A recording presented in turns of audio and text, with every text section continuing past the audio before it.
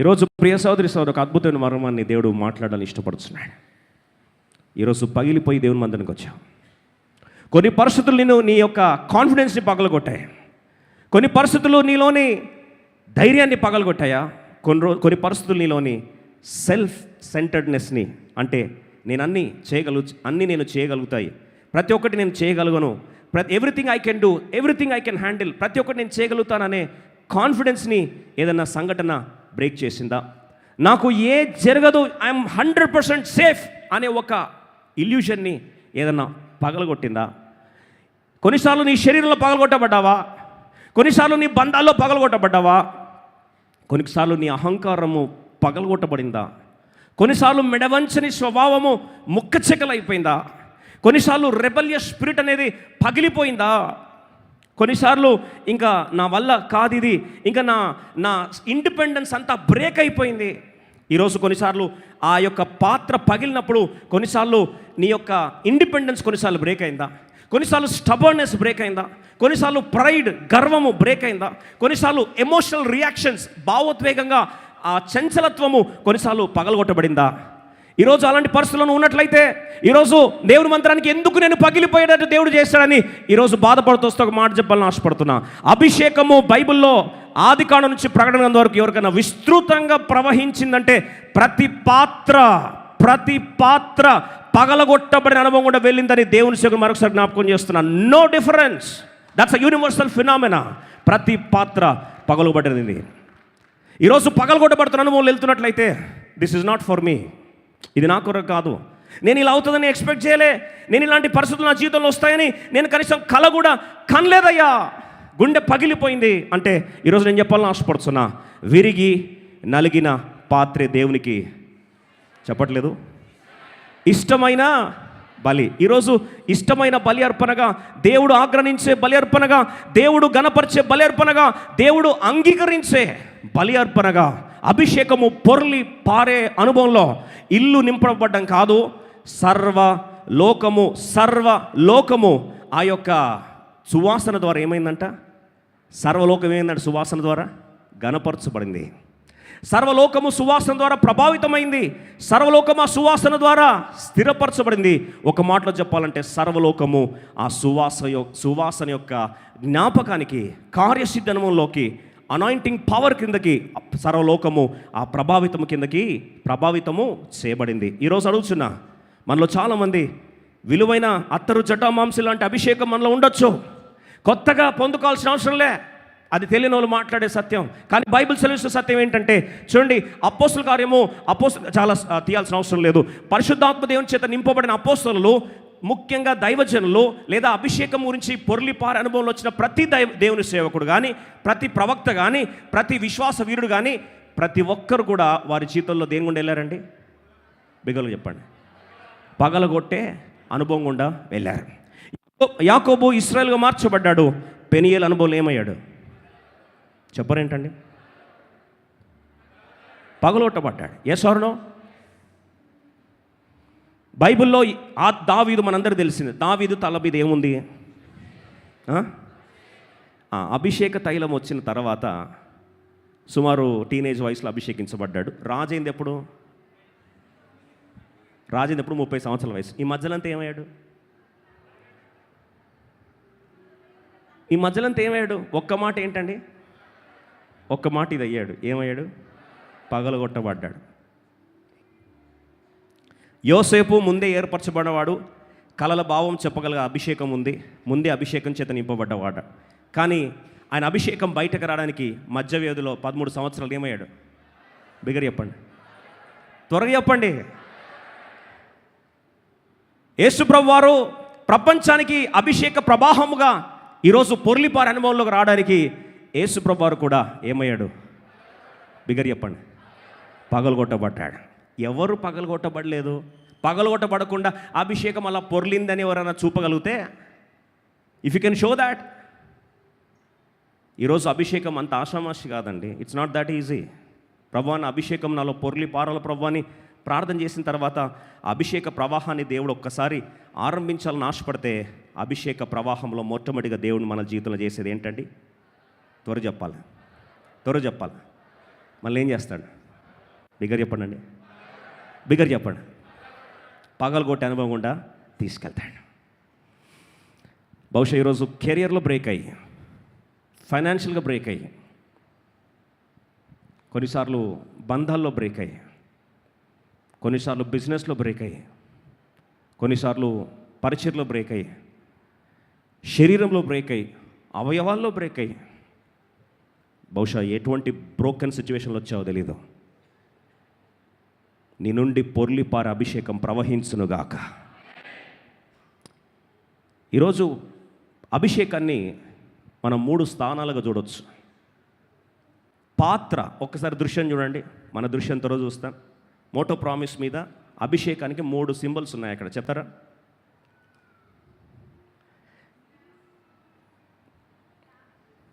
మూడు పాత్రలు ఉన్నాయి, చెప్తారా? 3 సింబల్స్ ఉన్నాయి, చెప్తారా? ఫస్ట్ ఏముంది? కప్పు ఉంది. కప్పు తర్వాత ఏముంది? బావి ఉంది. బావి తర్వాత ఏముంది? నది ప్రవాహపు అనుభవాలు ఉన్నాయి. ఎస్ అనే వాళ్ళ చేత. There are 3 experiences there. 1 in the cup, number 2 in the well, number 3 river. ఈ మూడిట్లో ఏది బాగుంది? మీకు ఏ అభిషేకం కావాలి? కప్ అనే వాళ్ళు చేతండి, బావి అనే వాళ్ళు చేతండి, నది వల్లే ప్రవాహం కావాలనే వాళ్ళు. దేవుడు దీవించును గాక. బైబిల్లో నదుల గురించి చూస్తే మనం చూస్తున్న నది మనందరికీ పరిచయమే.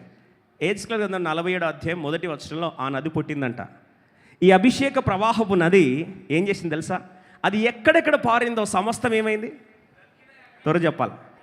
సమస్తం బ్రతికిందంట. చచ్చిపోయిన వాళ్ళు ఏమయ్యారు? బ్రతికారు. అభిషేకం రేంజ్ అది. చచ్చిపోయిన వాళ్ళు కూడా ఏం చేస్తుంది? బ్రతికిస్తుంది. మృతతుల్యమైన పరిస్థితులు తిరిగి ఏం చేస్తుంది? బ్రతికిస్తుంది. దీనికి నిరీక్షణ లేదని చెప్పి సైన్ ఆఫ్ చేసి రైట్ ఆఫ్ చేసింది కూడా దాన్ని ఏం చేస్తుంది? అభిషేకం బ్రతికిస్తుంది. ఇలాంటి అభిషేకము బ్రతికించే ఈ యొక్క నది ఈ ప్రాంతంలో ప్రవహిస్తుంది. బైబిల్లో మనం చూస్తే నదులు, బైబిల్లో చాలా నదులు ఉన్నాయి. ఏదైనా తోటలో కూడా నది ఉందండి, పీషోన్ నది అని. ఆ నది పుట్టిన దగ్గర బంగారం కూడా ఉందట. ఇప్పుడు బంగారు గురించి ఎంత తక్కువ మాట్లాడితే అంత మంచిది కదండి. స్కై స్క్రేపర్ లాగా లేస్తుంది పైకి. అమ్మో, ఇప్పుడు పెళ్ళిళ్ళు చేసుకున్న వాళ్ళ పరిస్థితి అంతే. ఇంకా బంగారు విలువ ఏమైందండి? అక్కడికి వెళ్ళిపోయింది పైకి. ఆ పీషోన్ నది 4 భాగాలుగా అయింది. అక్కడ మేజర్గా ఏం దొరుకుతుందంట? శుద్ధ సువర్ణము ఆ ప్రాంతంలో లభ్యమవుతుందని బైబిల్ సెలవిస్తుంది. సరే, ఇప్పుడు మనం ఏదైనా తోడపోయేంత సీను ఉందా? ఆదాము అవ్వలనే ఎలగొట్టాడు బయటికి దేవుడు. ఇంకా మనల్ని పంపిస్తాడు అక్కడికి. పక్కన పెడదాం 2 నిమిషాలు. ఏదైనా పక్కన పెడితే బైబిల్లో చాలా నదులు ఉన్నాయి. బబులోను నది దగ్గర కొంతమంది కూర్చొని 7 పాటలు పాడారంట. ఏమని తెలుసా? అయ్యో, మాకు దేవుడు ఒకప్పుడు ఎంత బాగా మమ్మల్ని స్వరంతో మాట్లాడుతూ వచ్చేవాడు. ఒకప్పుడు దేవుని మందిరంలో ఎంత సంతోషంగా మేము ఆరాధించే వాళ్ళము. ఇప్పుడు దేవుని మందిరం దూరం అయిందని చెప్పి 7 కొట్టు పాటలు పాడారంట. ఎక్కడ? బబులోను నది దగ్గర. అది కూడా మనకొద్దు. మనం అట్లాంటి బ్యాచ్ కానే కాదు. లైఫ్ టెంపుల్ అయితే అసలే కాదు. అంత ప్రయాసపడి దేవుని మందిరంలో ఉన్నారు. దేవుడు దీవించును గాక. కాబట్టి పీషోన్ నది పక్కన పెట్టండి. రెండోది బబులోను నది కూడా పక్కన పెట్టేస్తాం. మనకు నెక్స్ట్ 3 నదులు చాలా ఫేవరెట్ నదులు. ఇప్పుడు నేను చెప్పబోయే నెక్స్ట్ 3 నదులు చాలా ఫేవరెట్ నదులు. 3వ నది ఏంటంటే ఇశ్రాయేల్ ప్రజల జీవితంలో ఆ 3వ నది దగ్గర సంఖ్యాకాండం 11:5 వచనంలో, నంబర్స్ చాప్టర్ 11:5లో వాళ్ళు అంటారు, మేము నైలు నది, ఐగుప్తు దేశంలో ఎక్కడున్నారంట? నైలు నది దగ్గర కూర్చొని ఉచితంగా ఏం తిన్నారంట? సరే చదువుతాం రండి. సంఖ్యాకాండం 11:5, ఐగుప్తులో మేము ఉచితముగా తినిన చేపలు. ఇప్పుడు 3 అనుభవం. పీషోన్ నది నుంచి బబులోను నది నుంచి ఎక్కడికి? నైల్ నది. మీరంటారు ఏందండి జాగ్రఫీ క్లాస్ అని? జాగ్రఫీ క్లాస్ కాదు, 2 నిమిషాలు అనాయింటింగ్ క్లాస్ ఇది. ఇప్పుడు 3వది ఏ ప్లేస్కి వచ్చారంట? నైల్ నది దగ్గరికి వచ్చారు. ఇప్పుడు నైల్ నదికి వచ్చేసరికి ఈ నైల్ నదిలో వాళ్ళకున్న జ్ఞాపకాలు ఏంటంటే, అక్కడ నైల్ నదిలో అట ఇట్లా చేయి పెడితే ఏం దొరికేదండి? చేపలు దొరికేవి. చేయి పెడితే చేపలు దొరికేవంట. అంత ఫ్రీగా దొరికేదంట. అందుకొరకు వీళ్ళు ఏమన్నారంటే, నైలు నదులు ఐగుప్తులో మేము ఉచితముగా తినిన చేపలు. ఇలా చేయబెడితే ఫ్రీగా దొరికేది, మేమే చేపలు పట్టుకొని ఏం చేస్తాం? తినేంత అనుభవం మాకు వచ్చింది అని.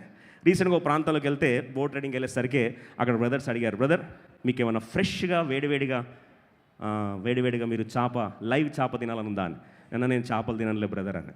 అయితే వేడివేడికి ఇట్లా పట్టుకొని, ఇట్లా చేపను పట్టుకొని వేటకెళ్ళి పట్టుకొని అక్కడే మీకు బార్బిక్యూ చేసి ఇస్తామన్న. నేను చేపలు తినలే బ్రదర్ అన్న. ఎందుకు చెప్తున్నా ఈ మాట అంటే, అలా నైల్ నదిలో వాళ్ళకి ఏం దొరికేవట? త్వరగా చెప్పండి. చేపలు దొరికేవంట. ఇది మూడో నది. ఏం నది? నైల్ నది. ఇప్పుడు స్టోరీ స్టార్ట్ అయింది. 4వ నది, మోస్ట్ ఇంపార్టెంట్ నది, వాగ్దాన అనుభవంలోకి రాకముందు వచ్చే ఆఖరి నది. దాని పేరేం తెలుసా? యోర్దాను నది. ఏం నది? బిగర్ చెప్పండి. ఇప్పుడు యోర్దాన్ నది దగ్గరికి వచ్చేసరికి స్టోరీ స్టార్ట్ అవుతుంది. ఇంతవరకు అన్నీ బాగానే ఉంటాయి. యోర్దాన్ నది చెప్పుకున్నంత ఈజీ కాదు.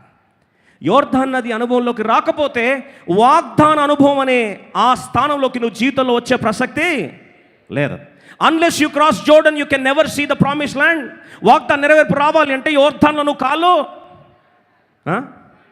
పెట్టక తప్పదు. యాజకులు విశ్వాసంతో కాలు పెట్టారు. ఒక వ్యక్తి తన జీవితంలో సమస్య వచ్చిందనేసరికి ఆ వ్యక్తి అంటాడు, ఇప్పుడు లాస్ట్ నది గురించి 2వ రాజుల గ్రంథము 5వ అధ్యాయం. Let's straight away come to this. ఈరోజు ఒక అద్భుతమైన సత్యాన్ని, అతి త్వరలో మనము లోతైన అంశాన్ని, నిజంగా గగురుపాటు కలిగించే సత్యాలను ఈరోజు మనం ధ్యానించబోతున్నాం. 2వ రాజుల గ్రంథము 5వ అధ్యాయం, 2 Kings chapter 5. Can you all turn our Bibles to verse 12? 12వ వచనం అందరం కలిసి చదువుకొని ఈ నది దగ్గర కొన్ని నిమిషాలు మాట్లాడడానికి ప్రయత్నిస్తాం. అందరం కలిసి 12వ వచనం చదువుకుందాం. దమస్కు నదిలో అందరం కలిసి చదువుదామా? 2వ రాజులు 5వ అధ్యాయం 12వ వచనం. దమస్కు నదులైన అబానాయును, ఫర్పురును, అందరం కలిసి చదువుదామా? దమస్కు నదులైన అబానాయును, ఫర్పురును ఇశ్రాయేలు దేశంలోని నదులన్నిటికంటే శ్రేష్టమైనవి కావా? వాటిలో స్నానము చేసి శుద్ధి నొందలేనా అని అనుకొని రౌద్రుడై తిరిగి వెళ్ళిపోయాడు. దయచేసి వినండి. ఇక్కడ ఒక వ్యక్తి సంఘటన చూడడానికి ప్రయత్నిస్తాం. ఈ ఆఖరి నది దగ్గరకు వచ్చేసరికి ఈ నది దమస్కు దేశంలో ఉంది. ఈ నదుల ప్రాంతాల పేర్లు, ఈ నదుల పేర్లు 2 పేర్లు, అబానా, ఫర్ఫర్. ఈ 2 నదులను చూసి అని అంటాడు, మా దేశంలో, మా సామ్రాజ్యంలో అబానా, ఫర్ఫర్ అను నదులు లేవా? ఇవి ఇశ్రాయేల్ దేశంలోని ఈ యోర్దాన్ నది కంటే శ్రేష్టమైనది కాదా? ఈరోజు ఒక అద్భుతమైన సత్యాన్ని దేవుడు మనందరితో మాట్లాడి ఇష్టపడుతున్నాడు. మనలో చాలామందికి దేవుని యొక్క అభిషేకపు అనుభవంలోకి రావాలని, జీవజల నదుల అనుభవంలోకి రావాలని మనందరికీ ఆశ. దేవుడు మాట నెరవేర్చాలని ఎదురు చూస్తున్నాడు. వాగ్దాన నెరవేర్పు కొరకు, ఈవెన్ పరిశుద్ధాత్మ ద్వారా కార్యం జరిగించడానికి దేవుడు ఎంతగానో ఎదురు చూస్తున్నాడు. సత్యాన్ని చెప్పడానికి నిజంగా సందేహం ఏమీ లేదు. అయితే మన జీవితంలో ఉన్న అతిపెద్ద సమస్య ఏంటంటే, ఇటువంటి నదుల తీరంలో ఉన్న మనము కొన్నిసార్లు మన అహంకారం, మన హృదయం నుంచి వచ్చే మాట ఏంటంటే, నేను వచ్చి పోయి యోర్దాన్ నదిలో ఏంది నేను స్నానం చేసేది, యోర్దాన్ నదిలో నేనేంది 7 సార్లు మునిగేది, యోర్దాన్ నదిలో నేను తగ్గించుకొని ఎందుకు రావాలి? అసలు దానికి బదులు మా దేశంలో దీనికంటే శ్రేష్టమైన నదులు లేవా? దీనికంటే ఉన్నతమైన నదులు లేవా? అయితే ఎవరు ఈ వ్యక్తి?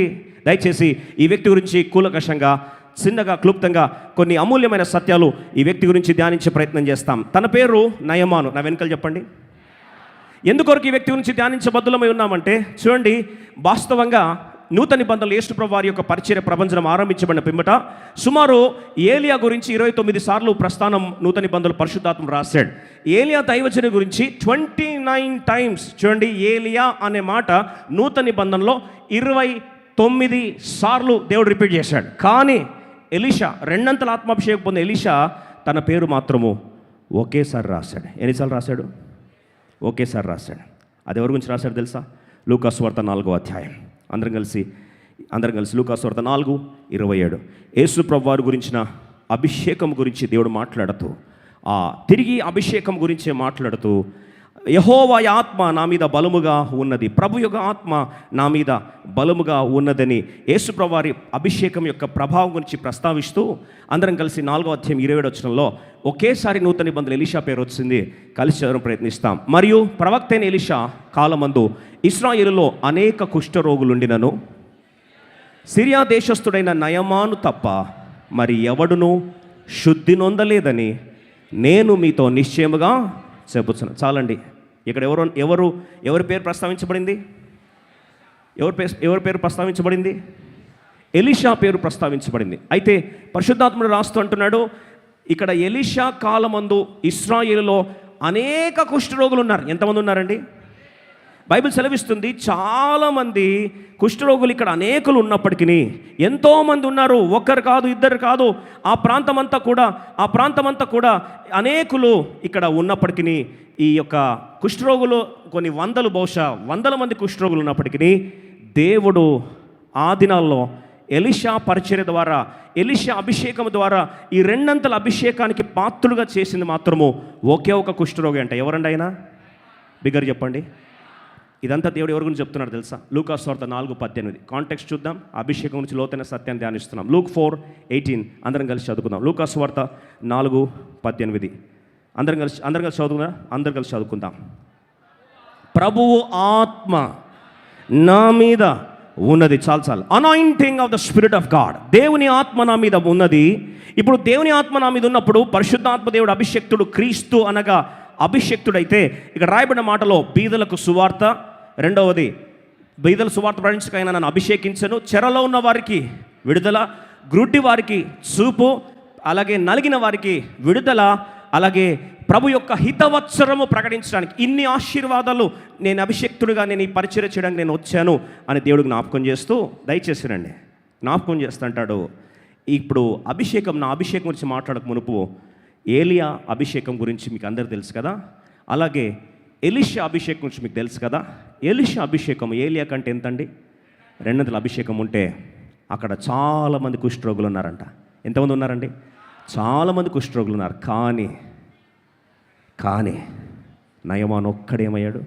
స్వస్థపరచబడ్డాడు. ఈరోజు అభిషేకాన్ని నయమాను ఎలా పొందుకున్నాడు?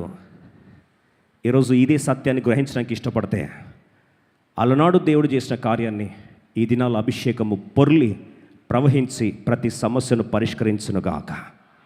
దేవుడు ఈరోజు అంత్యకాల కడవ రుజ్జీవాన్ని లైఫ్ టెంపుల్లో దేవుడు రగుల్చునుగాక. మరి ఏంటంటే అభిషేకం ఎలా పొందుకోవాలి? అసలు నయమాను గురించి ప్రస్తావన ఎందుకు దేవుడు తీసుకొచ్చాడంటే, చూడండి, బార్డర్స్ దాటి అభిషేకము ప్రవహించి ఇప్పుడు చివరికి ఆ నయమాను జీవితంలో జరిగిన అద్భుతమైన సంఘటన, పరిశుద్ధాత్మ దేవుని అభిషేకం గురించిన సత్యాన్ని మనం త్వరగా చూడడానికి 2వ రాజుల గ్రంథం 5వ అధ్యాయము 1వ వచనం అందరం కలిసి చదువుకుందాం. క్లుప్తంగా ఈరోజు బహుశా మన పరిస్థితి నయమాన్ లాగా ఉండొచ్చు. దయచేసి అందరం కలిసి 1వ వచనం చదువుకుందాం. 2 Kings chapter 5:1 అందరం కలిసి చదువుకుందాం. సిరియా రాజు సైన్యాధిపతి అయిన నయమాను అను ఒకడు ఉండెను. అతని చేత యెహోవాయే సిరియా దేశమునకు జయము కలుగజేసి ఉండెను గనుక అతడు తన యజమానుని దృష్టికి గనుడై దయ పొందిన వాడాయను. ఎవరి దృష్టికి అండి? యజమాని దృష్టికి దయ పొందిన వాడై ఉండెను. అతడు మహా పరాక్రమశాలి అయి ఉండెను కానీ అతడు కుష్ఠరోగి. దయచేసి గమనించండి. సిరియా దేశానికి రాజైన బెన్హదదు ఎప్పుడు ఏలనం ఆరంభించాడో ఈయనందరిలో నుండి, దయచేసి గమనించండి, అందరిలో నుండి యువకులందరిలోనికి టెస్ట్ పెట్టి యువకులందరిలోంచి సైన్యాన్ని సెలెక్ట్ చేసుకొని ఈ సైన్యంలో అతి శూరుడైన వాడు, అతి క్రూరుడైన వాడు, అతి ధైర్య సాహసవంతుడైన వాడు, చాకచక్యం గలవాడు, చాణక్య తెలివి గలవాడు ఒక వ్యక్తిని ఏర్పాటు చేసుకుంటే ఆ వ్యక్తిని కమాండర్ ఇన్ చీఫ్గా డిక్లేర్ చేస్తే సైన్యాధిపతిగా డిక్లేర్ చేయబడిన వ్యక్తి పేరే నయమాను. దయచేసి గమనించండి. ఆయన వస్తున్నాడంటే ప్రజలు ఒక్కొక్క ఈలలు వేసేవారు. ఎందుకంటే అంత ఎత్తు, అంత పొడవు, అంత దేహ దారుఢ్యము. ఒక మాట చెప్పాలంటే ప్రతి ఒక్కరు వెనకలు తిరిగి చూసేవారు ఎవరు వస్తున్నారా అని చెప్పి. అది ఆయన రేంజ్. కొన్నిసార్లు అబ్బాయిలు ఆ వ్యక్తిని చూసి కలగనేవారు, ఒకవేళ నేను ఈ వ్యక్తిలాగా అయితే చాలా బాగుండు. ఎందుకంటే ఒకవేళ చూడడానికి చాలా చక్కగా మాత్రమే కాదు, శూరత్వం గలవాడు, కండలు తిరిగినవాడు, ఒకసారి తెలివికి తెలివి ఉంది, కండబలం ఉంది, భుజబలం ఉంది, చూడడానికి అందంగా ఉన్నాడు. అసలు ఆయన నిలబడితేనే మిగతా షోల్డర్స్ కంటే పైన ఎత్తుగా కనిపిస్తున్నాడని చెప్పి ప్రతి ఒక్కరు కూడా నయమానులాగా కావాలని కలలు కనేవారు. ఇలాంటి బ్యాక్గ్రౌండ్లో అందరి గుండె చప్పుడుగా మారాడు ఇశ్రాయెల్ ఆ యొక్క సిరియా దేశం అంతా కూడా ఒకళ్ళ రోల్ మోడల్ ఉన్నాడంటే యూత్ అందరికీ హీరోగా ఎవరు ఉన్నారంటే ఎవరి పేరండి? నయమాన్ పేరే. ఇంకా చాలామంది పెళ్లి చేసుకోవాలని ఎదురు చూస్తున్న అమ్మాయిలకు మాత్రము ఆయన చివరికి ఏమయ్యాడు తెలుసా అండి? గుండె పగలగొట్టేవాడైపోయాడు. ఎందుకంటే అప్పటికి ఆల్రెడీ ఆయనకి ఏమైంది? పెళ్లి జరిగిపోయింది. ఇప్పుడు ఆ పెళ్లి జరిగిపోయిన ఆయన చూసి ఆయన అందాన్ని, ఆయన యొక్క దేహదారుఢ్యాన్ని, ఆయన శౌర్యాన్ని, ఆయన యొక్క జ్ఞానాన్ని ఇవన్నీ చూసి అందరూ ఇన్స్పైర్ అవుతున్న వ్యక్తి. కానీ తన గురించి బైబిల్ ఒక మాట రాస్తుంది. అందరం కలిసి చదువుదామా? యెహోవా సిరియా దేశమునకు జయము కలగజేసి ఉండెను గనుక అతడు తన యజమాను దృష్టికి గనుడై దయ పొందినవాడాయను. గనుడు, దయ పొందినవాడు, అతడు మహా పరాక్రమశాలి ఉండెను. గాని అతడు కుష్ఠరోగి. అన్నున్నాయి, ఇంగ్లీష్ బైబిల్ రాస్తుంది, but he was a leopard. చూడడానికి అందం, హీ లుక్డ్ గుడ్, చూడడానికి బాగున్నాడు. హీ స్మెల్డ్ గుడ్, మంచి బట్టలు ధరించుకున్నాడు. అన్నీ అందంగా 3 పూలు 6 కాయల్లాంటి సామెత తన జీవితంలో నెరవేరుతుంది. అన్ని మధ్యలో సువాస పరిమళాలుగా, ఒక మాటలో రోజా పువ్వు లాంటి, పూలబంతి లాంటి తన బాటలో ఒక మాట రాస్తుంది, గాని everything was so beautiful, but everything was so handsome, but everything was hunky dory, but he was a leper. మనలో చాలామంది ఈరోజు ఉదయకాల సందర్భంలో మనందరి ప్రశ్న ఏంటంటే, నేను బయట చాలా బాగున్నాను, అందంగా ఉన్నాను, ఆస్తిపరుడుగా ఉన్నాను, ఆస్తికర్తరాలుగా ఉన్నాను, సమస్తం నాకుంది, ధైర్యం ఉంది, బలం ఉంది, భుజబలం ఉంది, కండబలం ఉంది, అన్నీ ఉన్నాయి, కానీ బయట అన్నీ ఉన్నాయి, కానీలోనే కూనిలోనే హాని. చివరికి నా జీవితంలో బయట చెప్పుకోలేని ఒక సమస్య ఉంది. He was hiding a most disastrous infection under his armour. తను ధరించుకున్న యూనిఫామ్ కింద ఒక పొడవు ఉంది. బహుశా మీరు అనొచ్చు, ఫుల్ లెప్రసీ బయట కనిపిస్తుంది కదా అండి. కాదు. ఈయన లెప్రసీ మొత్తం స్ప్రెడ్ అయిన లెప్రసీ కాదండి. 11వ వచనంలో నేను చదువుతాను. అందుకు నయమాను కోపం తెచ్చుకొని తిరిగిపోయి ఇట్లనను, అతడు నా యొద్దకు వచ్చి నిలిచి తన దేవుని యెహోవా నామం బట్టి తన చెయ్యి రోగముగా ఉన్న స్థలము మీద ఆడిస్తే చాలు. అంటే బాడీ మొత్తం ఇన్ఫెక్షన్ స్ప్రెడ్ అవ్వలేదట. రోగముగా ఒక స్థలం మాత్రమే ఇన్ఫెక్ట్ అయి ఉంది. ఎస్రే వాళ్ళ చేతండి. మనలో చాలామంది ఈరోజు బయట నటిస్తున్నాం బాగుందని, బయట ఎంతో అందంగా ఉంది నా ప్రపంచం అని చెప్పి బయట సోషల్ మీడియాకు చూపించే ప్రయత్నం చేస్తున్నాం. కానీ దాని వెనకాల ఎన్ని గాయపడ్డ గుండెలు, ఎన్ని కన్నీటి ఆర్తనాదాలు, ఎన్ని నిద్రలేని రాత్రులు, ఎన్ని ముక్క చెక్కలైన హృదయ భారం, బయట చెప్పుకోలేని స్ట్రెస్ ద్వారా బాధపడుతున్నావా? ఇక లైవ్లో వీక్షిస్తున్నావు, కానీ నువ్వు బయట చెప్పుకోలేని అన్నీ బాగున్నాయి. Everything was good, but he was a leopard. తన కుష్ఠత్వాన్ని, తన కుష్ఠరోగాన్ని కప్పిపుచ్చే ప్రయత్నం చేసి యూనిఫామ్ బయట ధరించాడు. యూనిఫామ్ చూస్తే సెల్యూట్ కొడుతున్నారు, కానీ సెల్యూట్ల కింద, ఆ యూనిఫామ్ కింద తను బయట చెప్పుకోలేని ఒక సమస్య తను ఏం చేస్తుంది, పీడిస్తూ ఉంది. I don't know to whom God is speaking today. ఈరోజు దేవుడు ఎవరితో మాట్లాడుతున్నట్టు తెలియదు. బయట అంతా అందంగా ఉందని ప్రపంచాన్ని నమ్మిపించే ప్రయత్నం చేస్తున్నావు, కానీ లోపల ఒకటి దాచి అది టైం బాంబ్లాగా ఎప్పుడు పేలుతుందో తెలియదని భయపడుతున్నావా? Some of us are holding stress so much inside that you are trying to rub off, but it is spoiling you. అది నిన్ను తినడం ఆరంభిస్తుందా? ఈరోజు ఏ గాయంతో దేవుని మందిరకు వచ్చో తెలియదు. Under his uniform was a body of a leopard. Infection appear limited, but he was trying to hide it. He was hiding it. ఒక మాట చెప్పాలని ఆశపడుతున్నా. ఈ వ్యక్తి యొక్క బలమైన సమస్య ఏం తెలుసా? ఈ సమస్యని ఎలా దాచిపెట్టే ప్రయత్నంలోనే బాధపడుతున్నాడు. For some of us, hiding a problem is a big problem. I repeat this line, hiding a problem has become a big problem for many of us here. ఈ సమస్యను దాచిపెట్టే ప్రయత్నంలో చాలామంది బాధపడుతున్నామన్న సత్యాన్ని ఈరోజు దేవుని సేవకంగా మరొకసారి జ్ఞాపకం చేస్తున్నా. The infection was oozing from the uniform. ఆ యూనిఫామ్లో నుండి బయటకి ఆ యొక్క ఇన్ఫెక్షన్ తన్నుకొని బయటకు వస్తూ ఉంది. ఒక్కొక్క రాత్రి ఆ డ్రెస్ మార్చుకుంటున్నప్పుడు, ఆయన వాష్రూమ్కి వెళ్తున్నప్పుడు ఆ సమస్య తను చూడలేక, చెప్పుకోలేక, బయటకు రాలేక నలిగిపోతుండడం. బయట ఎవరికి తెలియదు, రాజుకు తెలియదు, ప్రపంచానికి తెలియదు, సైన్యానికి తెలియదు. సైన్యం అంతా సెల్యూట్ కొడుతున్నారు. ఈరోజు మనం కొన్ని సమస్యలు కప్పుచ్చడానికి యూనిఫామ్ అనే ఐడెంటిటీ, గౌరవం అనే ఐడెంటిటీ, జాబ్ అనే ఐడెంటిటీ, శాలరీ అనే ఐడెంటిటీ, డబ్బు అనే ఐడెంటిటీ ఒకసారి బయట చూపించి, ఈ యొక్క బయట ఆ చిలుకులు కలిగిన ప్రపంచాన్ని బయట చూపించి లోపల సమస్యని కప్పిపుచ్చే ప్రయత్నం చేస్తున్నావేమో. This word is for you. ఈ వాక్యం నీ కొరకే. కొన్ని సమస్యలు ఎవరు చేయలేరు. డాక్టర్స్ దగ్గర పోలేడు, ఎందుకంటే డాక్టర్స్ దాన్ని ట్రీట్ చేయలేరు.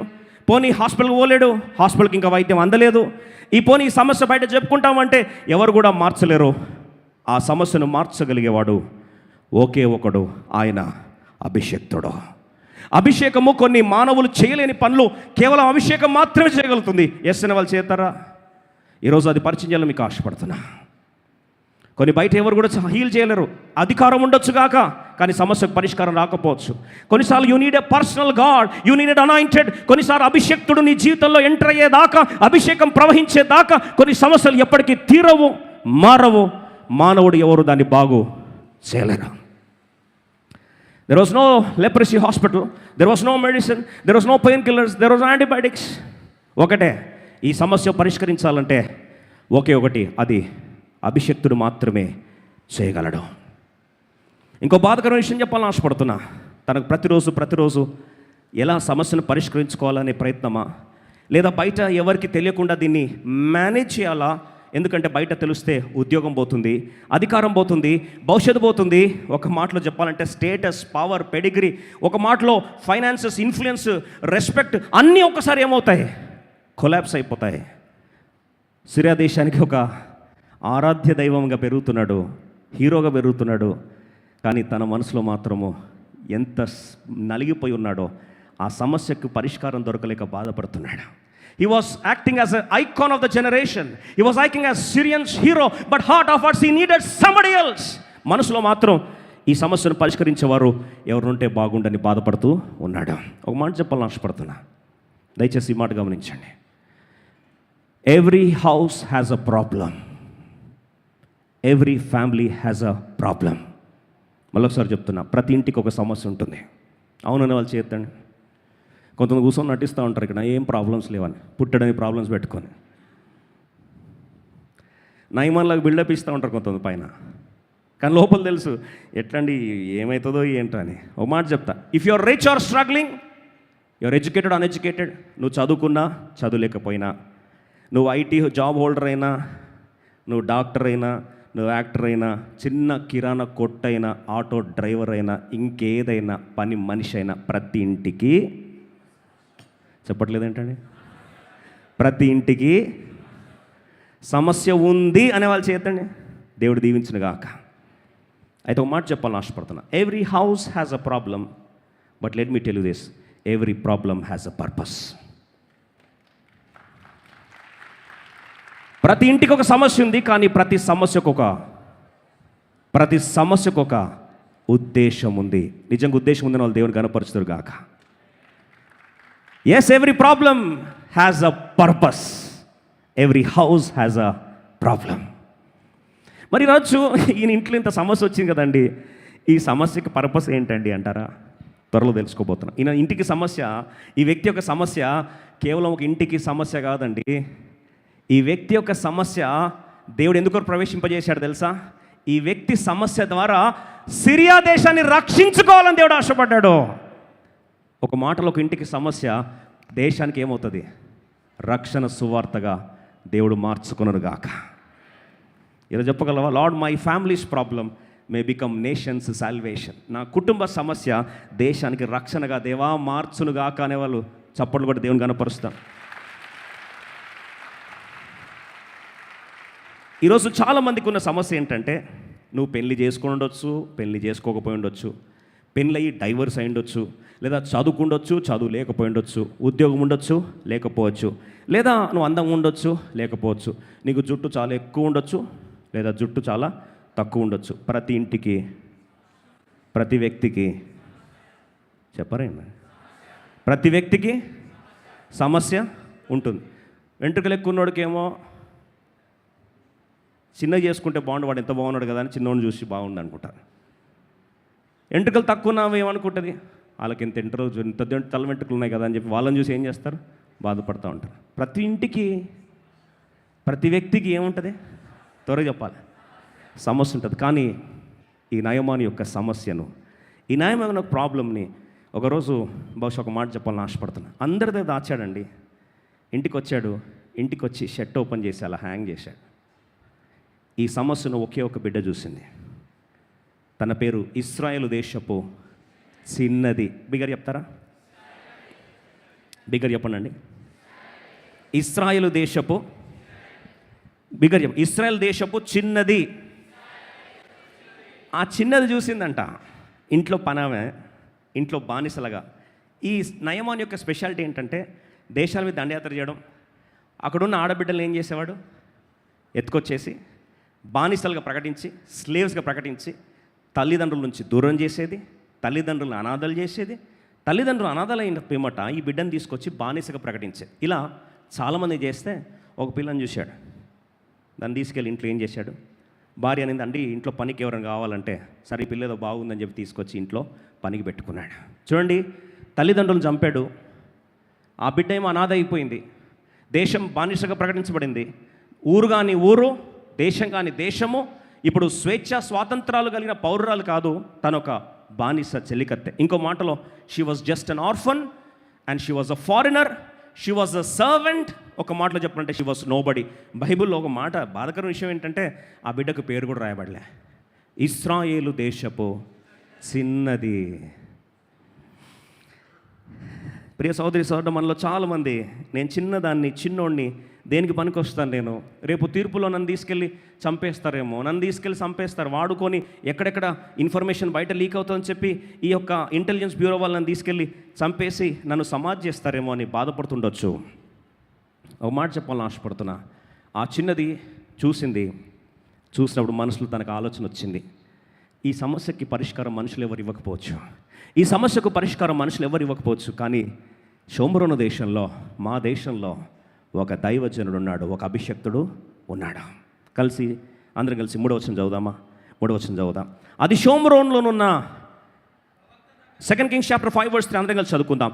అది షోమ్రోన్లో ఉన్న ప్రవక్త దగ్గర నా ఏలినవాడుండ వలనని నేనెంతో కోరుచున్నాను, అతడు నా ఏలినవానికి కలిగిన కుష్ఠరోగంను బాగు చేయునని తన యజమానురాలితో.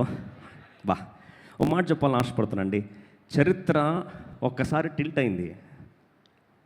దయచేసి రండి. ఒక వ్యక్తి చరిత్ర కాదు, కుటుంబ చరిత్ర కాదు, సిరియా దేశం యొక్క చరిత్ర ఒక్కసారి అనూహ్య పరిణామాల్లో మలుపు తిరిగింది. History shifted. ఎప్పుడు తెలుసా? ఒక చిన్నది నోరేం చేసింది, తెరిచింది. ఆ చిన్నది నోరు ఎప్పుడు తెరుస్తుందా అని చెప్పి దేవుడు ఎదురు చూస్తున్నాడు. ఆ చిన్నది నోరు ఎప్పుడు తెరుస్తుందని చెప్పి కాలం ఎదురు చూసింది. ఆ చిన్నది నోరు తెరిచి సాక్ష్యం చెప్తే ఆ ఒక్క లైన్, దయచేసినండి, ఆ చిన్న బిడ్డ చెప్పే ఒక్క లైన్ అక్కడ దేశ చరిత్రను, అన్యులైన ఆ సిరియా దేశానికి సువార్త ప్రకటించబడుతుందని చెప్పి కాలం ఎదురు చూస్తూ ఉంది. దేవుని సంకల్పం ఎదురు చూస్తూ ఉంది. పరలోకం ఎదురు చూస్తూ ఉంది. అభిషేకం ఎదురు చూస్తూ ఉంది. ఆ రోజు ఒక్క బిడ్డ, చిన్న బిడ్డ ఏమనుకుంది తెలుసా? నోరు తెరిచి ఏమని తెలుసా? అయ్యా, అమ్మా, అయ్యగారి సమస్యకి పరిష్కారము ఒక్కసారి ఒక చిన్న ప్రయత్నం. షోమ్రోన్లో ఒక దైవజనుడు ఉన్నాడు, షోమ్రోన్లో ఒక అభిషక్తుడు ఉన్నాడు, షోమ్రోన్లో ఒక అభిషక్తుడు ఉన్నాడు. అమ్మా, ఆయన దగ్గరికి వెళ్తే ప్రాబ్లం ఏమవుతుంది? సాల్వ్ అవుతుంది. ఎన్ని లైన్స్ అండి ఇది? ఎన్ని లైన్స్ సాక్ష్యం ఇది? ఎన్ని లైన్స్ సాక్ష్యం అడుగుతున్నా? పారాగ్రాఫ్ చెప్పిందా? ఒక్క మాట. నేను ఏమని తెలుసా? షోమ్రోన్లో ఒక అభిషక్తుడు ఉన్నాడు, ప్రవక్త ఉన్నాడమ్మా, ఒక ప్రవక్త ఉన్నాడు. ప్రవక్త పేరు కూడా చెప్పలేదండి. ఆ బిడ్డకి పేర్లు గుర్తుపెట్టుకునేంత బహుశా నాలెడ్జ్ కూడా లేదేమో, తెరిచి చెప్పేంత ధైర్యం కూడా లేకపోయిండు. చిన్న బిడ్డగా షిఫ్ట్ అయిపోయింది కదా. ఒక మాట అంది, షోమ్రోన్ ప్లేస్ గుర్తుంది, ఉన్న ప్లేస్ గుర్తుంది, ఆ చర్చ్ ప్లేస్ గుర్తుంది, ఎక్కడుంటుందో చెప్పింది. దైవజనుడి పేరు కూడా గుర్తులేదు, కానీ ఒక ప్రవక్త ఉన్నాడు, ఆయన ప్లేస్ ఎక్కడంటే షోమ్రోన్లో ఉన్నాడు. వెళ్తే నా ఏలినవాని సమస్య ఏమవుతుంది? పరిష్కారం అవుతుంది. ఒక మాట చెప్పాలని ఆశపడుతున్నా. అక్కడ కూర్చున్నప్పుడు నేను ఏం అన్యాయం చేశానని చెప్పి దరిద్రుని చేతిలో నాకు అప్పగించావు ప్రవ్వా, నేను ఏం తప్పు చేశానని చెప్పి అమ్మా నాన్నల్ని కళ్ళ ముందు ఊచకోత కోస్తుంటే వీని చేతులే చూశాను కదా. ఆ చేతులు మంచిగా అయింది. మా ఇంటిని, మా కుటుంబాన్ని ధ్వంసం చేసిన దానికి, నన్ను ఒక బానిస బతుకు అమ్మేసిన దానికి వీడికి దేవుడు తగ్గ శిక్ష వేశాడని చెప్పి మనమైతే మనసులో ఏమన్నా తెలుస్తాం, మంచిగా అయింది వీడికి, మన అమ్మ నాన్నలు తీసుకెళ్ళి చేస్తాడా, అప్పుడు నన్ను తీసుకెళ్ళి అమ్మేస్తాడా, తీసుకెళ్ళి వద్దురా అని చెప్తే ఈడ్చుకొని ఆ రథానికి లాక్కొని తీసుకొచ్చి ఈరోజు ఇంట్లో పనుల్లాగా పెట్టుకుంటాడా. ఇట్లాంటి వ్యక్తికి కుష్టు ఒక్క ప్రాంతం కాదు, వెయిట్ చేస్తా. ఎందుకు వెయిట్ చేస్తానంటే ఒళ్ళంతా కుష్టు వచ్చి పబ్లిక్ ముందు ఏం కావాలి, పరువు పోయి ఎంత ఆయాసం, ఎంత అక్కసు ఉంటుంది కదా మనకు. Yes or no? బహుశా మనమైతే కూర్చొని ఏమంటాం తెలుసా, అస్సలు నాకు తెలిసినా కానీ పొర్రపాటున కూడా ఎలీషా గురించి ఎవరికన్నా నోరు జారేమని అంటానేమో అని చెప్పి ఇంకా నోరు కూడా చెప్పొద్దు, నేను ఎలీషా గురించి అస్సలు చెప్పొద్దు, సువార్త అస్సలు చెప్పొద్దు, నా సాక్ష్యం అస్సలు చెప్పొద్దు, అక్కడ ఆ మందిరం మొమ్మని అస్సలు నోరు తెరిచి కూడా నేను చెప్పొద్దు. ఎందుకంటే ఇట్లాంటి ఏం కావాలా, ఇట్లాంటి ఏం కావాలి, నాశనం కావాలి కాదా? యోనా లాంటి వారు లేరా? యోనా లాంటి ప్రవక్తలకే అవును నినివే పట్టణం నాశనం అవ్వాలని చెప్పి కావలసుకొని తర్షీషుకు పోలిన వారు లేరా? ఈ దినాల్లో మనకు చాలా ఆయాసం పెట్టుకొని, చాలా మనసు గాయం చేసుకొని ఈరోజు చాలా నోర్లు మూగబోయాయి, చాలా నోర్లు మూగబోయాయి. బాధ హృదయంతో సేవకుని జ్ఞాపకం చేస్తున్నా. నువ్వు సువార్తను అనుభవించావు, సమృద్ధిని అనుభవిస్తున్నావు, నువ్వు స్వస్థతను పొందుకున్నావు, సమకూర్పు పొందుకున్నావు, జీవజల నదులను అనుభవిస్తున్నావు. కానీ నీ నోరు ఎందుకు తెరలేదు తెలుసా? ఒకవేళ నోరు తెరిచి చెప్తే వాళ్ళు బాగైపోతారేమో. లేదా రెండవది, నేను నోరు తెరిచి చెప్తే నెక్స్ట్ క్వశ్చన్ అడుగుతాడేమో, ఏమని తెలుసా? నీ బతికే చక్కగా లేదురా, నువ్వే తల్లిదండ్రులు కోల్పోయావురా, నువ్వే బానిసగా ఉన్నావురా, నీ ముఖానికి మీ అభిషక్తుడు ఏం చేస్తున్నాడు రా అని చెప్పి అంటారేమో అని చెప్పి మన నోరు కూడా ఏం చేయమండి, తెరవం కదా. Yes or no? మళ్ళీ చాలామంది ఏం తెలుసా, దేవుడు నాకు పరిష్కారం ఇచ్చి నా విడుదల పొందించి సిరియా దేశం నుంచి తీసుకెళ్ళి తిరిగి మా దేశానికి అప్పగిస్తే ఆ రోజు చెప్తా ఏమని తెలుసు, ఇదంతా ఎవరి వల్ల జరిగింది తెలుసా? నా అభిషక్తుడు నా కొరకు ఏం చేస్తున్నాడు, ప్రార్థన చేస్తున్నాడు తెలుసా నీకు అని చెప్పి ఆ రోజు చెప్తా అభిషక్తుని గురించి. కానీ ఏమి జరగదు, నా బతికే బాగా కావాలి, నేను ఇంకోళ్ళ గురించి చేస్తానా, ఇంకోళ్ళ బతుకులు బాగా చేస్తానా, ఇంకా నా నోరు తెరిస్తే ఏం లాభం ఉంటుంది? నోరు తెరిస్తే అందరూ నన్ను ఏమంటారు, పెద్ద నీకేం చేశాడనమ్మా, నీ అభిషక్తుడు నీ కొరకు ఏం సాధించాడని, అభిషేకించిన సోమరం నుంచే కదా నేను బానిసగా తీసుకొచ్చిందని అడిగితే నేనేం చెప్పాలి ప్రభా? ఫస్ట్ నా సమస్య పరిష్కరించు ప్రభా, తర్వాత నీ గురించి నేను సాక్ష్యం ఇచ్చేదా, నా స్వామి యేసుడే దేవుడు అంటూ సాక్ష్యం ఇస్తా ప్రభా. అంతవరకు నోరు జిపప్ లాక్ వేసుకొని పెట్టుకుంటా ప్రభా. ఈరోజు చాలా నోర్లు మొగబోయాయి. ఎందుకు చరిత్ర మారట్లేదు తెలుసా? ఎందుకు నీ కమ్యూనిటీ మారట్లేదు తెలుసా? ఎందుకు నీ ఆఫీస్ షేక్ అవ్వట్లేదు తెలుసా? ఎందుకు నీ కలీగ్స్ రక్షణలోకి రావట్లేదు తెలుసా? ఎందుకు సువార్త కడవ రుజ్యం రగలట్లేదు తెలుసా? మనలో చాలామంది దేవుడు పెట్టిన ప్రాంతంలో నోర్లు ఏమైనాయి? త్వరగా చెప్పండి, మూగపోయాయి. You don't want open our mouths. ఆ రోజు ఆ బిడ్డ నోరు తెరడానికి నేను ఒక మాట చెప్తాను. ఆ బిడ్డకు తెలిసింది ఒకటే, నేను పలానా అనుభవించాను. బహుశా ఒక్కసారి వెళ్తే స్టోరీ మారిపోతుంది అక్కడ. I want to tell you once again, never underestimate, I tell you again, never underestimate the power of your testimony. నీ సాక్ష్యం యొక్క రేంజ్ని నోరు తెరిచి నువ్వు చెప్పే ఒక్క లైన్ చరిత్రలు మారుస్తుంది, హిస్టరీ షిఫ్ట్ అవుతుంది, సిరియా దేశం యొక్క డైనమిక్స్ మారుతాయి, సువార్త యొక్క వైశాల్యాలు మారుతాయి, సువార్త యొక్క రేంజ్ మారుతుంది, ప్రపంచం యొక్క సువార్తీకరణ ఒక్కసారి షిఫ్ట్ అవుతుందని దేవుని సేవకుని జ్ఞాపకం చేస్తున్నా. అట్టి బలమైన సాక్షులుగా దేవుడు నోరులను తెరచునుగాక. ఒక్క మాట చెప్పలేవా? మొన్నటి రోజు చాలా సంతోషపడ్డాను. ఒక ఇంటికి వెళ్తే ఆయన సాక్ష్యం చెప్తున్నాడు, బ్రదర్ పలానా స్కిన్ డిసీజ్తో నేను బాధపడుతూ వచ్చాను. అయితే నేను చర్చికి రావడానికి కారణం ఏంటంటే మీ వాలంటీర్ ఒక బ్రదర్, సుందర్ బ్రదర్, అది నేను పేరు తీసుకోదలుచుకోలే. అయితే ఆ బ్రదర్ సాక్ష్యం చెప్తూ తన విజువల్స్ అన్నీ కూడా చూపించాడు, యథార్థంగా చూపించాడు. ఆ రోజు ఇదే ప్రాబ్లం నేను కూడా పెట్టుకొని దాచుకొని ఉన్నా. ఒక్కసారి ట్రై చేద్దామని లైఫ్ టైంకి వచ్చా. ఆ రోజు ప్రేయర్ చేసుకున్నా, ఆ రోజు దేవుని వాక్యం విన్నా, వాక్యం అప్లై చేశా. ఆ రోజే లాస్ట్ నా ప్రాబ్లం దేవుడు సాల్వ్ చేశాడు.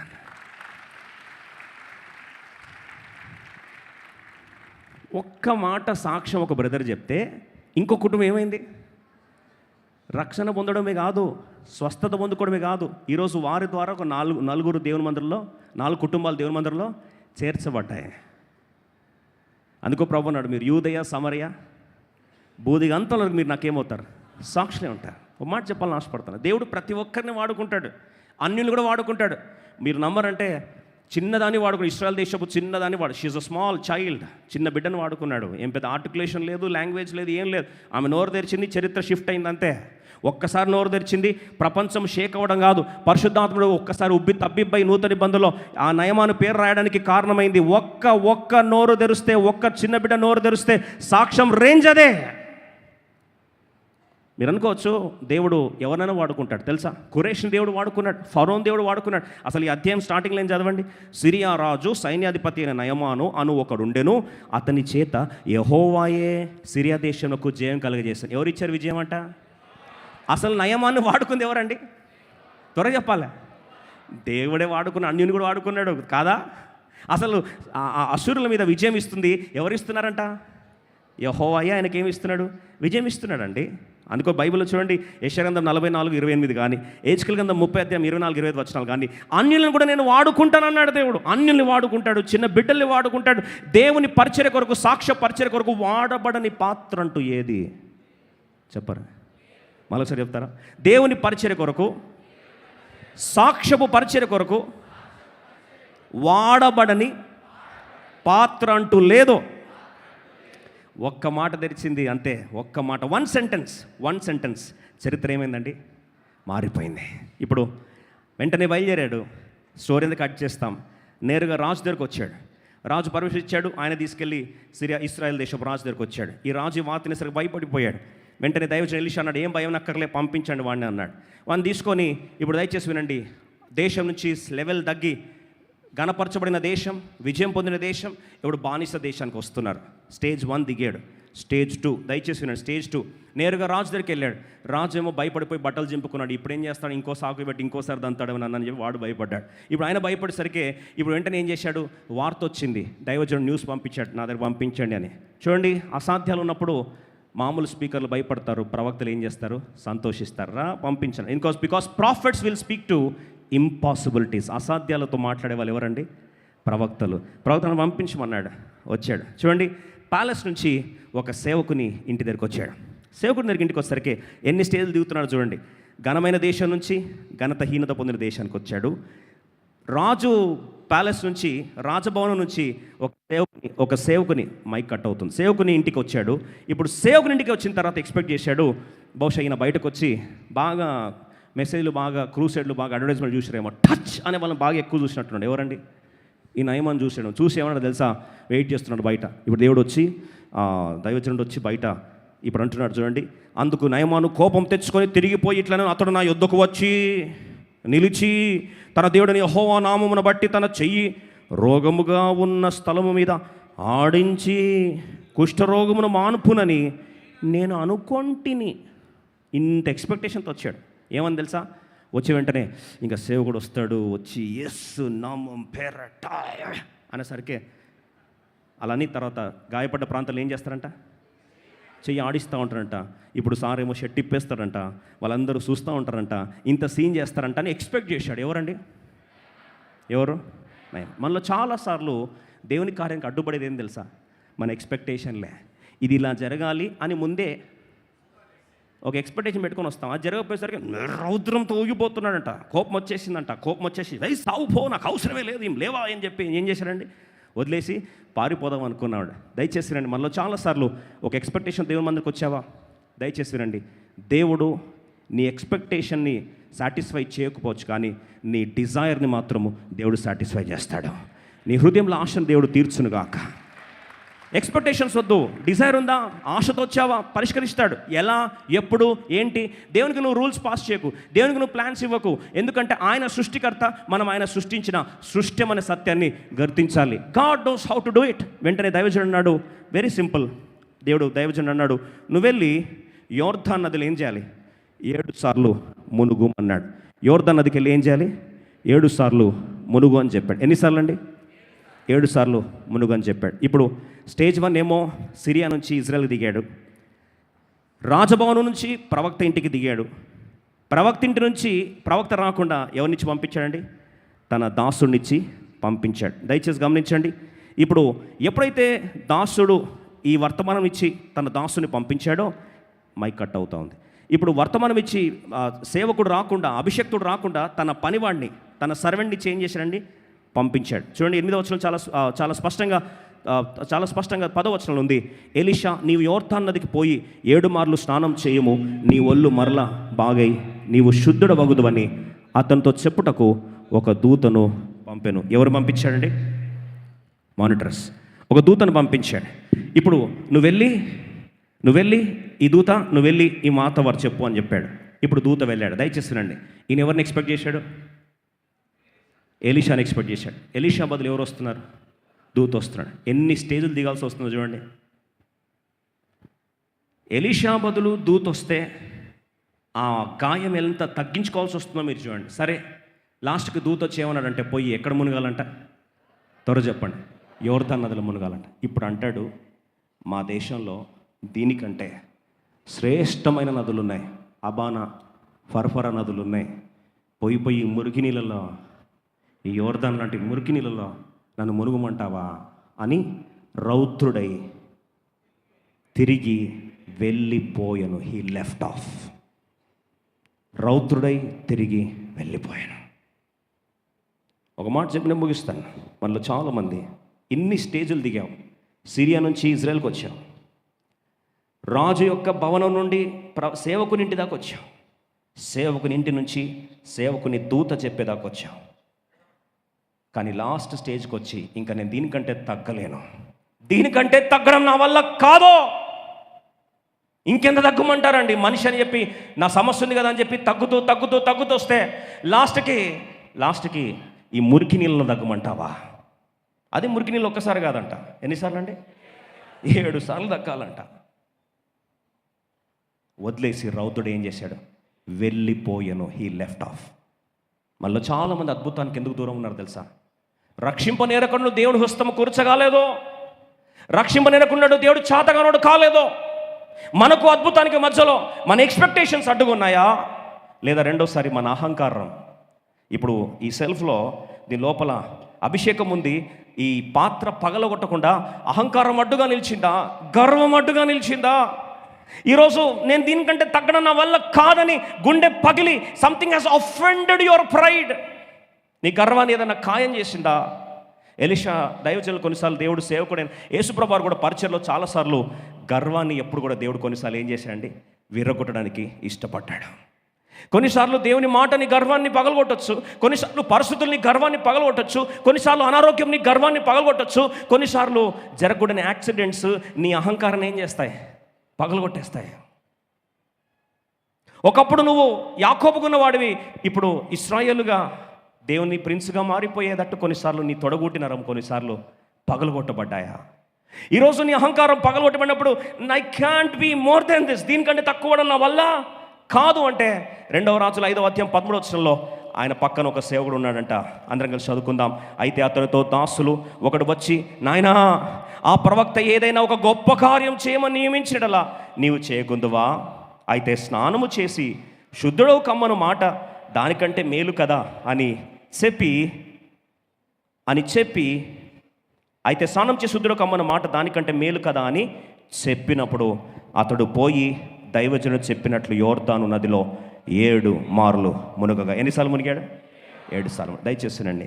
అప్పుడు పన్నోడు పక్కన అన్నాడంట, అయ్యా, ఇంకేదైనా కాంప్లికేటెడ్ ప్రొసీజర్ చెప్పుంటే నువ్వు చేసేవాడు కదా అని. ఏం చెప్పాడు? సింపులే చెప్పాడు కదా. చూడండి, ఒకే మాటని ఎలా తీసుకుంటావు అర్థం ఉంది. పక్కన రెచ్చగొడితే రెచ్చిపోతావు, పుచ్చిపోతావు. అది ఇట్లాంటి సేవకుడు చెప్తే తిరిగి నువ్వేమవుతావు? బాగవుతావు. మన పక్కన సరైన రీతిలో అర్థం చేసుకునేవాడు, సరైన రీతిలో మనకు హెచ్చరిక చెప్పేవాడు ఉంటే మనం ధన్యులమా కాదా? Yes or no? ఈ పనోడు పేరు కూడా రాయలే. అక్కడేమో ఇశ్రాయేల్ దేశపు చిన్నది, పేరు లేదు. వీడికి పేరు లేదు. కానీ వీళ్ళిద్దరూ ప్రపంచాన్ని, సిరియా దేశాన్ని రక్షణ సువార్త దేశముగా మార్చేశారు.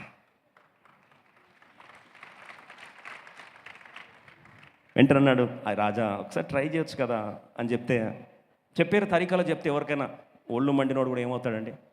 మంచిగా వచ్చి చేస్తాడు. చెప్పే రీతిగా ఉంటుంది. కొంతమంది చెప్తే సర్రం కాలుతుంది, కొంతమంది చెప్తే కాలుతుంది కూడా ఏమొస్తుందండి? చల్లగా అయిపోతుంది. అలా సాఫ్ట్గా చెప్పడం నేర్చుకోవాలి. ఏమండి? ఎస్ ఆర్ నా? దయచేసి అలాంటి జ్ఞానము దేవుడు భార్యలకును, భర్తలకును, పిల్లలకును, కుటుంబమునకు దయచేయునుగాక. అప్పుడు కుటుంబాలు బాగా అవుతాయి, లేకపోతే కయ్యాన్ని కాలు దిగితే ఎవరు బతుకుతారండి? ఏ ఇల్లు బతుకుతుంది?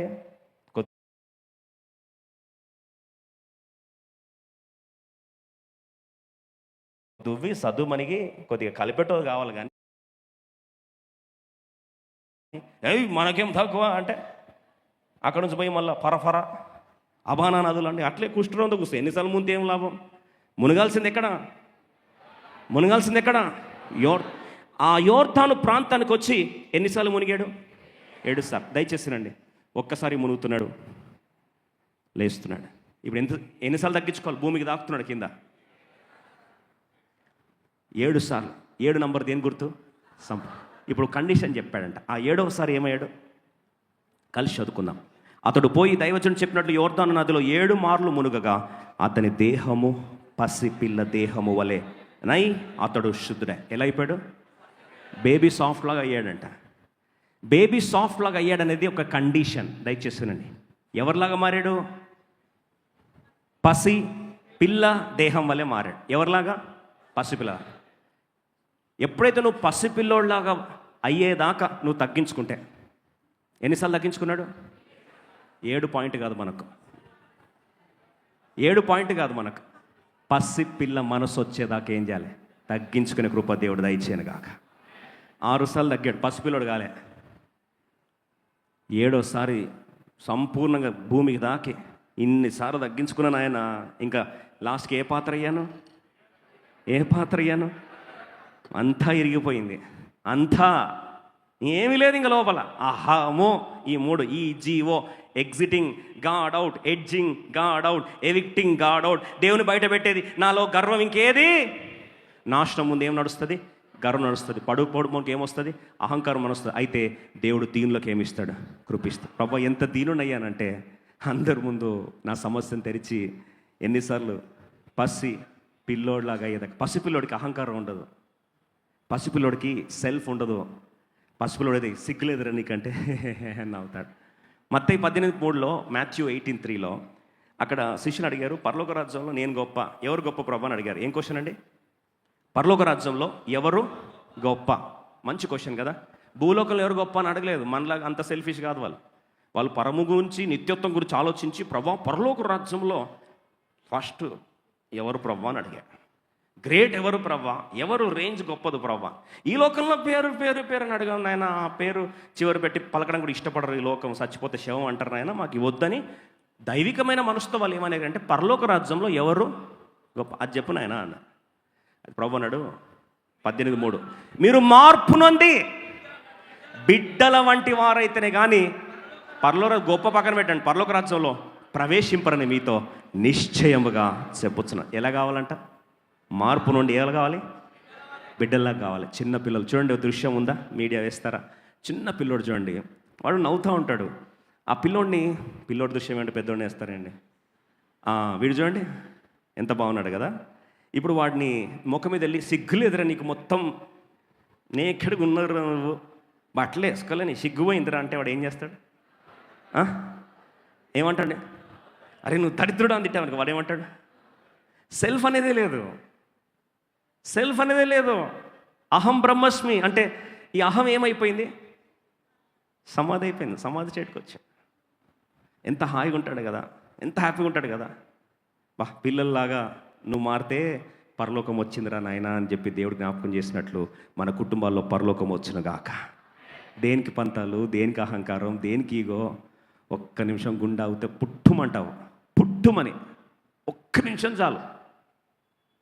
నా కళ్ళ ముందు ఒకరు వస్తూ ఉంటే ఇట్లా కళ్ళ ముందు కారు ఓవర్టేక్ చేశాడు, వెళ్ళాడు, కరెక్ట్గా వెళ్ళి ముందు చూస్తే లారీ కేసు గుర్తుకున్నాడు, స్పాట్లో చనిపోయాడు. దేనికి అహంకారం అండి? 2 కోట్ల కారు, దేనికి అహంకారం? అంతలో కనపడి అంతలో మాయమైపోయి అహంకారం దేనికి? పంతాలు దేనికి? ఎందుకొరకు మనసులో దేవుని రాజ్యం ఎందుకు అడ్డుపడుతున్నాం? Why are we obstructing the heavenly realm of the kingdom of God? ఆ చిన్న బిడ్డ వంటి వాడిలాగా మారిపోయినట్లు కానీ his flesh became like a flesh of a little child. ఎంతగా తగ్గించుకున్నాడంటే ఇస్రాయల్ సిరియా దేశం యొక్క సైన్యాధిపతి, అధికారం గలవాడు, ఘనత గలవాడు, పేరు ప్రతిష్ట గలవాడు ఒక చిన్న పిల్లవాడిగా మారడానికి ఇష్టపడ్డాడు. No self importance, no entitlement, no image to protect. ఎంత హాయిగా ఉంటుంది కదా. ఎవడేమనుకుంటే నాకేంటి, ఏమనుకుంటే నాకేంటి, నేను తగ్గించుకోవడానికి ఇష్టపడుతున్నా.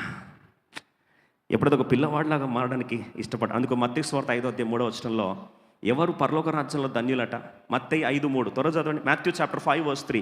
మీరు మత్తయి సువార్త 5:3 ఆత్మ విషయమై దీనులైన వారు ధన్యులు, పరలోక రాజ్యము.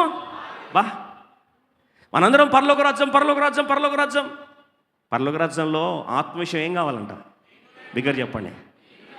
ఎన్నిసార్లు మురిగాడంటే అహం అంతా కూడా విర్రగొట్టబడేదాకా. ఒక్క మాటలో చెప్పాలంటే ఇలా అయిపోయిందండి. అహం ఏమైందండి?